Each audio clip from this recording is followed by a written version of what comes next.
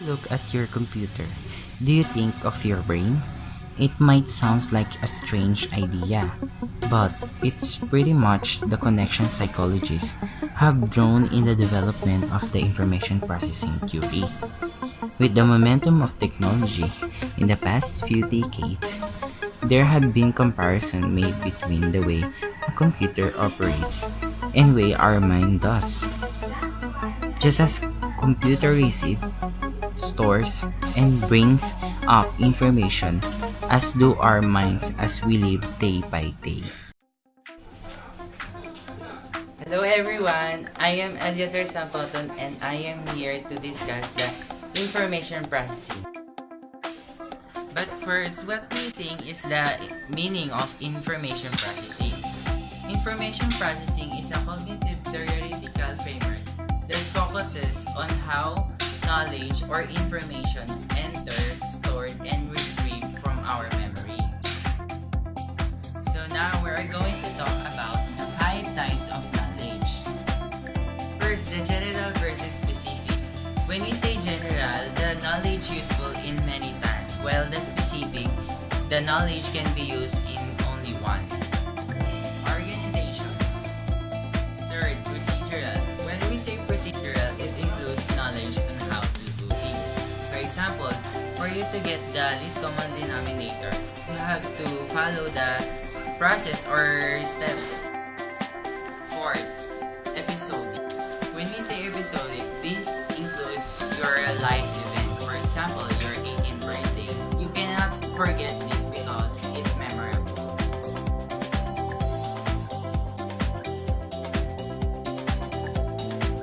After we discuss the 5 types of knowledge, we are now going to the 3 primary stages in information processing. And these are the encoding, storage, and retrieval. Encoding. Information is sensed, perceived, and attended to. Storage. The information is stored for either a brief or extended period of time, but it is dependent upon the process of the following encoding. Retrieval.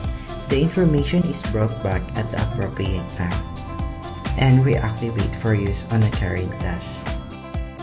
After we discuss the 3 primary stages in information processing, let us go to the 3 main stages. First, the sensory register. Sensory register.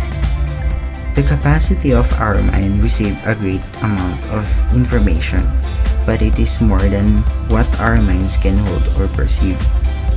In the duration, the sensory register only holds the information for an extremely brief, specifically in order to 1 to 3 seconds.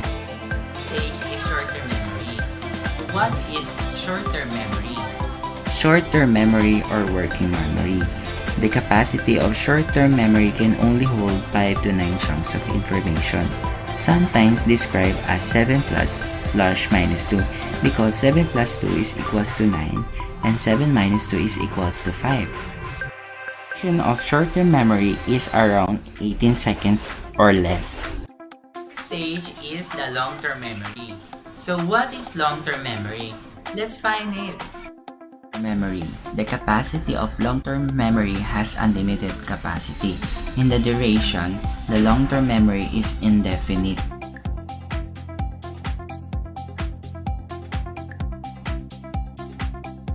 Executive control processes. The executive control processes involve the executing processor, or what is referred to as metacognitive skills.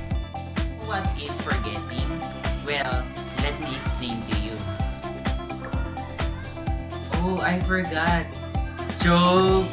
Forgetting is an ability to retrieve or access information when needed. Forgetting, there are 2 main ways to forget. These are decay, interference.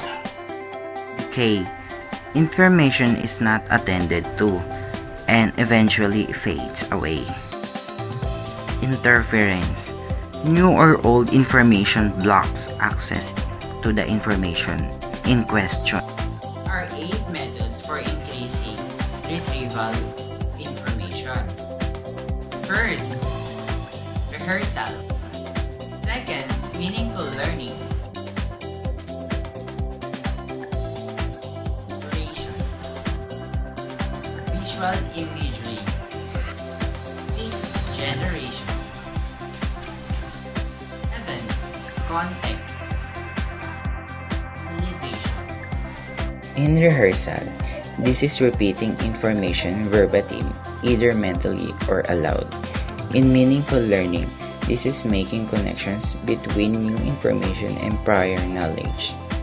In organization, it is making connections among various pieces of information.